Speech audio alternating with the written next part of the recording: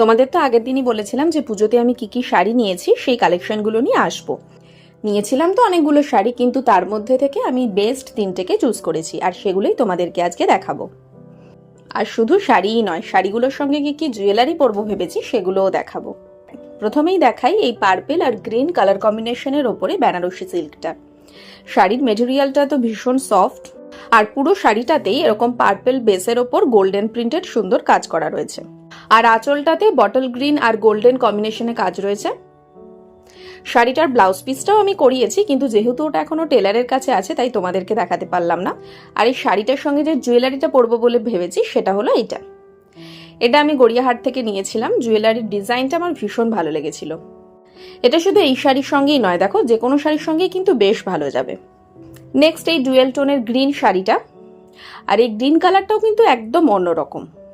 এই শাড়িটা আমাকে মিষ্টি আমার আইবুড়ো ভাতে গিফট করেছিল। শাড়িটা ভীষণ কমফোর্টেবল আর যে কোনো জায়গায় পরে যাওয়ার পক্ষে একদম পারফেক্ট।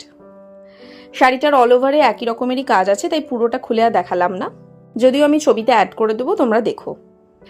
এই শাড়িটারও ব্লাউজ পিস বানিয়েছি। আসলে এই শাড়িগুলো ব্লাউজ পিসের সাথে পরলেই আমার মনে হয় বেশি বেটার লাগে, তবে কন্ট্রাস্ট করে অন্যরকম লুক ক্রিয়েট করাই যায়। আর এই শাড়িটার সঙ্গে আমি যে জুয়েলারিটা পেয়ার আপ করবো ভেবেছি সেটা তোমাদের কিছুদিন আগেই দেখিয়েছিলাম, এই ময়ূরের পালক আকৃতির জুয়েলারি সেটটা। কেমন লাগছে বলো তো।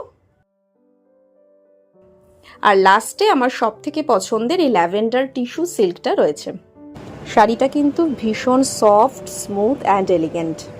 এর লুকটা ক্রিয়েট করার জন্য আমি ভীষণ এক্সাইটেড। যেদিনই ক্রিয়েট করব সেদিনই তোমাদের সঙ্গে শেয়ার করব। এই শাড়িটারও ব্লাউজ পিস বানিয়েছি সিম্পলের মধ্যেই, ফ্রন্ট ব্যাক দুটোই ভি নেকের ওপর। আর এর জুয়েলারি সেটটাও তোমাদেরকে দেখিয়েছিলাম। তো তোমরাই বলো এই 3টের মধ্যে তোমাদের সব থেকে কোনটা ভালো লাগলো। নেক্সট ভিডিও নিয়ে খুব তাড়াতাড়ি আসছি।